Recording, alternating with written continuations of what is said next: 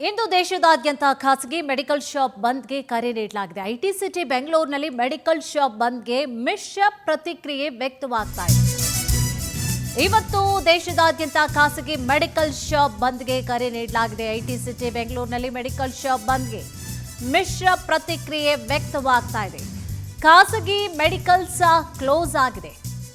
Apollo ಮೆಡ್ಪ್ಲಸ್ open ಆಗಿದೆ.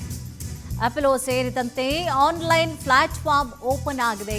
Bengaluru chemist ಮತ್ತು druggist association ನೈತಿಕ ಬೆಂಬಲವನ್ನು ಸೂಚಿಸಿದೆ.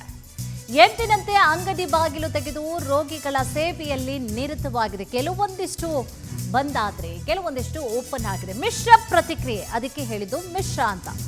ಖಾಸಗಿ ಮೆಡಿಕಲ್ಸ್ ಕ್ಲೋಸ್ ಆಗಿದೆ. ಜೊತೆಗೆ ಅಪೋಲೋ ಸೇರಿದಂತೆ ಆನ್ಲೈನ್ ಪ್ಲಾಟ್ಫಾರ್ಮ್ ಓಪನ್ ಇರುತ್ತೆ. ತುಂಬ ಎಮರ್ಜೆನ್ಸಿ ಮೆಡಿಕಲ್ ಶಾಪ್ಗೆ ಹೋಗಲೇಬೇಕಾಗಿರುತ್ತೆ, ಮೆಡಿಸಿನ್ ಅನ್ನು ತೆಗೆದುಕೊಳ್ಳಬೇಕಾಗಿರುತ್ತೆ. ಸೊ ಏನು ಮಾಡಬೇಕು ಅಂತಂದರೆ ಅದಕ್ಕೂ ಕೂಡ ಆಪ್ಷನ್ ಇದೆ. ಅಪೋಲೋ ಸೇರಿದಂತೆ ಒಂದಷ್ಟು ಆನ್ಲೈನ್ ಮೆಡಿಕಲ್ ಶಾಪ್ಗಳು ಕೂಡ ಓಪನ್ ಇದೆ.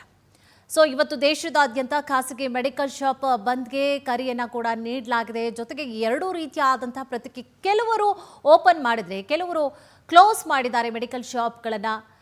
ಖಾಸಗಿ ಮೆಡಿಕಲ್ ಶಾಪ್ಸ್ಗಳು ಕ್ಲೋಸ್ ಆಗಿದೆ. ಅಪೋಲೋ ಮೆಡ್ಪ್ಲಸ್ ಓಪನ್ ಆಗಿದೆ. ಜೊತೆಗೆ ಅಪೋಲೋ ಸೇರಿದಂತೆ ಆನ್ಲೈನ್ ಪ್ಲ್ಯಾಟ್ಫಾರ್ಮ್ನ ಮೂಲಕವಾಗಿ ಏನಾದರೂ ನೀವು ಎಮರ್ಜೆನ್ಸಿ ಆಗಿ ಟ್ಯಾಬ್ಲೆಟ್ಸು ಅಥವಾ ಏನೋ ಔಷಧಿಯನ್ನು ತೆಗೆದುಕೊಳ್ಬೇಕು ಅಂತಂದರೆ ಆನ್ಲೈನ್ ಪ್ಲ್ಯಾಟ್ಫಾರ್ಮ್ನ ಮೂಲಕವಾಗಿ, ಯಾಕಂದರೆ ಔಷಧಿ ಅದು ಒನ್ ಟೈಮ್ ಊಟ ಇಲ್ಲ ಅಂತಂದರೂ ಕೂಡ ಬದುಕಬಹುದು.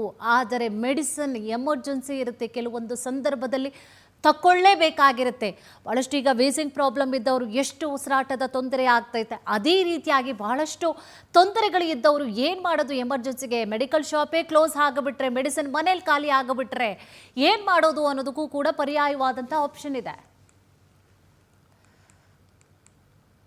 5/2026 ನೇಷನ್ ವೈಡ್ ಬಂದ್ಗೆ ನಮ್ಮ ಬೃಹತ್ Bengaluru chemist and druggist association ನೈತಿಕ ಬೆಂಬಲವನ್ನು ಸೂಚಿಸಿ ನಾವು ಯಾವುದೇ ಅಂಗಡಿಗಳನ್ನ ಬಂದ್ ಮಾಡ್ತಾ ಇಲ್ಲ. ಈ ಏನು ಅವರು ಇಶ್ಯೂ ತಗೊಂಡಿದ್ದಾರೆ, deep discounting and online sale of medicines, ಇದು ಮೂಲ ನಮ್ಮದೇ ವಿಷಯ. ಹಾಗಾಗಿ ನಮ್ಮ ಕಾನೂನು ಹೋರಾಟನ ಮಾಡ್ತೀವಿ. ಬಂದ್ ಮಾಡಿ ನಮ್ಮ ಕೆಮಿಸ್ಟ್ಗಳಿಗೆ ಗೊಂದಲ ಮಾಡಿ, ನಮ್ಮ ಕೆಮಿಸ್ಟ್ಗಳಿಗೆ ಲಾಸ್ ಮಾಡಿ, ನಮ್ಮ ಗ್ರಾಹಕರನ್ನ ಬೇರೆ ಆನ್ಲೈನ್ ಫಾರ್ಮಸಿಗೆ ಮತ್ತು ಚೈನ್ ಫಾರ್ಮಸಿಗೆ ಕಳಿಸ್ಕೊಡ್ಲಿಕ್ಕೆ ನಮ್ಗೆ ಇಷ್ಟ ಇಲ್ಲ. ಹಾಗಾಗಿ ಈ ಬಂದ್ಗೆ ನಾವು ನೈತಿಕ ಬೆಂಬಲವನ್ನು ವ್ಯಕ್ತಪಡಿಸಿ ನಾವು ಬಾಗಿಲು ಮುಚ್ಚದೆ ರೋಗಿಗಳ ಸೇವೆ ಮಾಡ್ತಾ ಬಂದ್ಗೆ ನೈತಿಕ ಬೆಂಬಲವನ್ನು ವ್ಯಕ್ತಪಡಿಸ್ತೀವಿ. ಬೆಂಗಳೂರಿನಾದ್ಯಂತ ಮತ್ತು ಕರ್ನಾಟಕ ರಾಜ್ಯದಾದ್ಯಂತ ಎಲ್ಲೂ ಮೆಡಿಕಲ್ ಶಾಪ್ಗಳು ಬಂದ್ ಇರುವುದಿಲ್ಲ. ಯಾರೂ ರೋಗಿಗಳು ಗ್ರಾಹಕರು ಆತಂಕ ಪಡುವ ಅಗತ್ಯವಿಲ್ಲ ಅಂತ ಈ ಮುಖಾಂತರ ನಾನು ತಮ್ಮಲ್ಲಿ ವಿನಂತಿ ಮಾಡ್ಕೊತೀನಿ. ದಿನಾಂಕ 20/5/2026 ನೇಷನ್ ವೈಡ್ ಬಂದ್ಗೆ ಸಂಬಂಧವಾಗಿ ಹೆಚ್ಚಿನ ಮಾಹಿತಿಯನ್ನು ಕೂಡ ನೀಡ್ತಾ ಹೋಗ್ತಾರೆ ನಮ್ಮ ಪ್ರತಿನಿಧಿ ನಾಗೇಂದ್ರ. ನಾಗೇಂದ್ರ, ಇವತ್ತು ಮೆಡಿಕಲ್ ಶಾಪ್ ಮೊದಲನೇದಾಗಿ ಕ್ಲೋಸ್ ಆಗಲಿಕ್ಕೆ ಕಾರಣ ಏನು? ಜೊತೆಗೆ ಬಹಳಷ್ಟು ಮೆಡಿಸನ್ನ ಎಮರ್ಜೆನ್ಸಿ ಆಗಿ ಬೇಕಾಗಿರುತ್ತೆ, ಅದರ ಪರ್ಯಾಯ ಮಾರ್ಗಗಳು ಕೂಡ ಏನಿದೆ? ಒಟ್ಟಾರೆಯಾಗಿ ಟೋಟಲ್ ಮಾಹಿತಿ ಏನಿದೆ?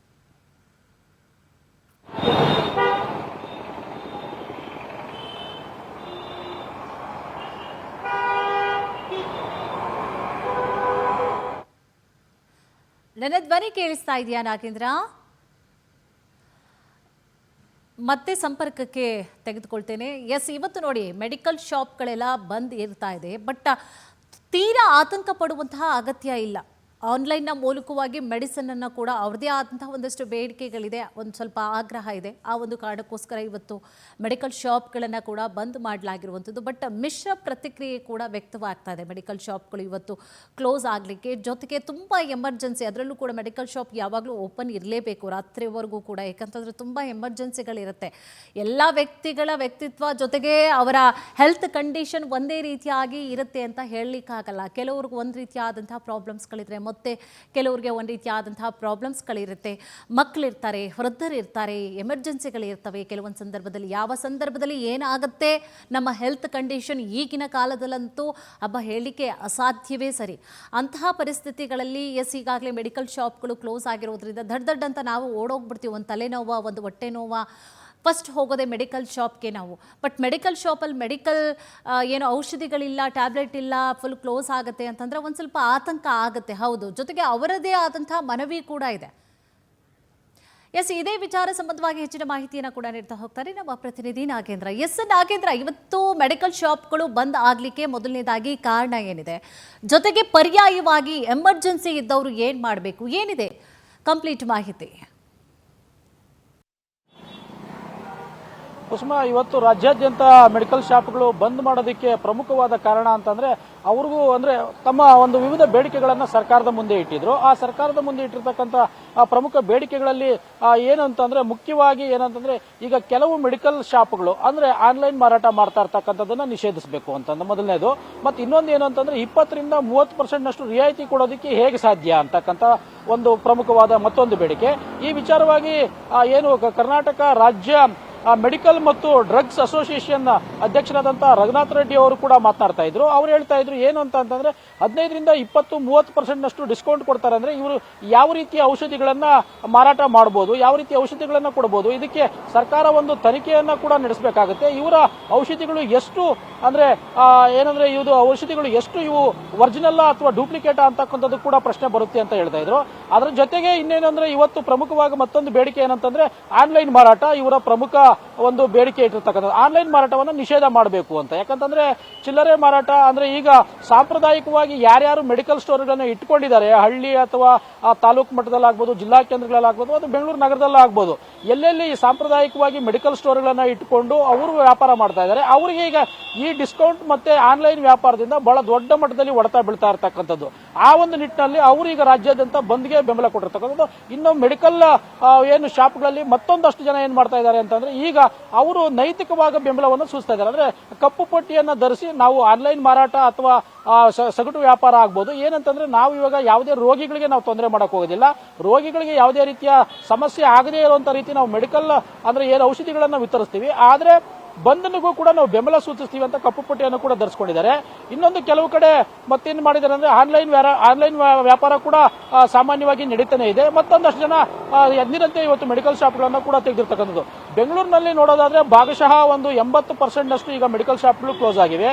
ಇನ್ನು 20% ತುಂಬಾ ದೊಡ್ಡ ದೊಡ್ಡ ಮೆಡಿಕಲ್ ಶಾಪ್ಗಳಾಗ್ಬೋದು ಅಥವಾ ಅಪೋಲೋ ಆಗ್ಬೋದು ಅಥವಾ ಮೆಡ್ ಪ್ಲಸ್ ಆಗ್ಬೋದು, ಈ ರೀತಿಯ ಒಂದು ಮೆಡಿಕಲ್ ಶಾಪ್ಗಳು ಕೂಡ ಓಪನ್ ಇದಾವೆ. ಯಾಕಂತಂದ್ರೆ ಅಲ್ಲಿ ಅವರು ಅವರದೇ ಆದಂತಹ ಹಾಸ್ಪಿಟಲ್ ಇರೋದ್ರಿಂದ ಮತ್ತು ಆನ್ಲೈನ್ ವ್ಯಾಪಾರ ಇರೋದ್ರಿಂದ ಅವರು ಬಂದ್ಗೆ ಯಾವುದೇ ರೀತಿಯ ಬೆಂಬಲವನ್ನ ಸೂಚಿಸಿಲ್ಲ. ಹಾಗಾಗಿ ಅವರು ತಮ್ಮ ವ್ಯಾಪಾರವನ್ನ ಮುಂದುವರಿಸಿದ್ದಾರೆ. ಇನ್ನು ಆಸ್ಪತ್ರೆಗಳಲ್ಲಿರ್ತಕ್ಕಂಥ ಮೆಡಿಕಲ್ ಶಾಪ್ಗಳು ಯಾವುದೂ ಕೂಡ ಕ್ಲೋಸ್ ಆಗಿಲ್ಲ. ಇನ್ನು ಸರ್ಕಾರಿ ಆಸ್ಪತ್ರೆಗಳು ಎಂದಿನಂತೆ ಕೆಲಸ ನಿರ್ವಹಿಸ್ತಾ ಇವೆ. ಇನ್ನು ಪ್ರೈವೇಟ್ ಆಸ್ಪತ್ರೆಗಳಲ್ಲೂ ಕೂಡ ಅಲ್ಲಿರ್ತಕ್ಕಂಥ ಮೆಡಿಕಲ್ ಶಾಪ್ಗಳು ಕೂಡ ಎಲ್ಲಾ ರೀತಿಯ ಒಂದು ಸೌಲಭ್ಯ ಮತ್ತು ಔಷಧಿಗಳನ್ನು ಕೂಡ ವಿತರಿಸ್ತಾ ಇದೆ.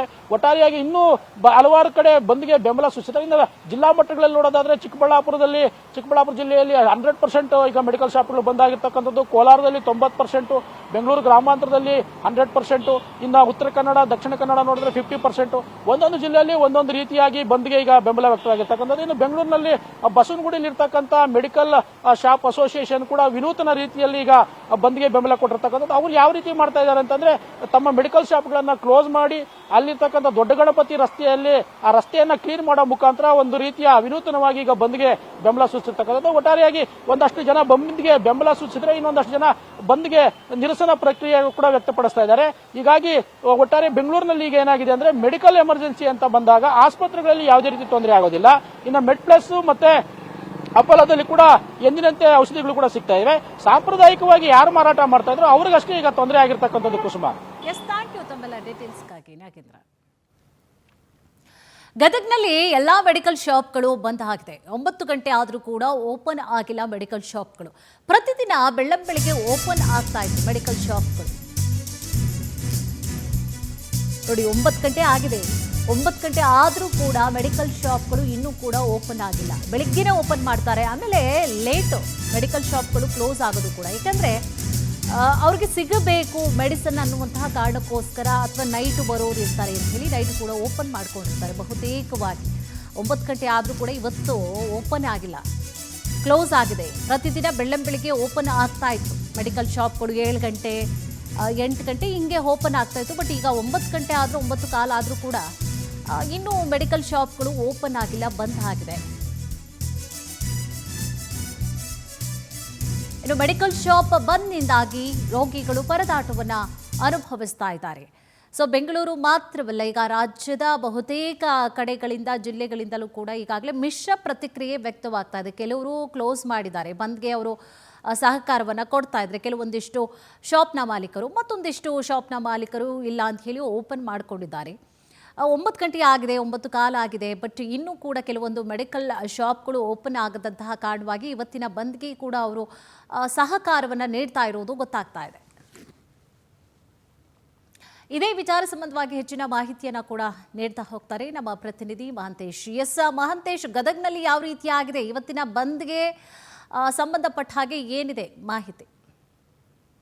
ಹೌದು ಕುಸುಮ, ಜಿಲ್ಲಾದ್ಯಂತ ಅಥವಾ ರಾಜ್ಯಾದ್ಯಂತ ಏನು ಮೆಡಿಕಲ್ ಶಾಪ್ಗಳು ಬಂದಿರ್ತಕ್ಕಂಥದ್ದು, ಅಂದ್ರೆ ಆನ್ಲೈನ್ ಮೆಡಿಕಲ್ ಶಾಪ್ಗಳು ಏನಿದಾವೆ, ಈ ಕೊರೋನಾ ಟೈಮ್ ನಲ್ಲಿ ಸರ್ಕಾರ ಆದೇಶ ಏನ್ ಹೊರಡಿಸಿತ್ತು, ಆ ಆದೇಶವನ್ನ ಧಿಕ್ಕರಿಸಿ ಅಥವಾ ಆ ಆದೇಶವನ್ನ ಹಿಂಪಡಿಬೇಕು. ಯಾಕೆ ಆನ್ಲೈನ್ ಮೂಲಕ ಬರ್ತಕ್ಕಂಥ ಔಷಧಿಗಳು ಯಾವುದೇ ಮಾನ್ಯತೆಯನ್ನ ಪಡೆದಿರಂಗಿಲ್ಲ. ಈ ಆನ್ಲೈನ್ ನಲ್ಲಿ ಬರ್ತಕ್ಕಂಥವ್ರು ಪರ್ಮಿಷನ್ ಇರೋದಿಲ್ಲ. ಈ ರೀತಿಯಾದ ಔಷಧಿಗಳನ್ನ ನೀಡೋದ್ರಿಂದ ಜನರಿಗೆ ತೊಂದರೆ ಆಗ್ತೈತಿ. ಅಂತವುಗಳನ್ನ ಬಂದ್ ಮಾಡಬೇಕು ಅಥವಾ ಅವ್ರಿಗೆ ಪರ್ಮಿಷನ್ ಕೊಡಬಾರ್ದು ಅನ್ನೋ ಉದ್ದೇಶದಿಂದ ಸುಮಾರು ಗದಗದಲ್ಲಿ 500ಕ್ಕೂ ಹೆಚ್ಚು ಇರ್ತಕ್ಕಂಥ ಮೆಡಿಕಲ್ ಶಾಪ್ಗಳು ಸಹಿತ ಇವತ್ತ ಬಂದ್ ಮಾಡಿ ಬಂದ್ಗೆ ಕರೆ ನೀಡತಕ್ಕಂಥದ್ದು.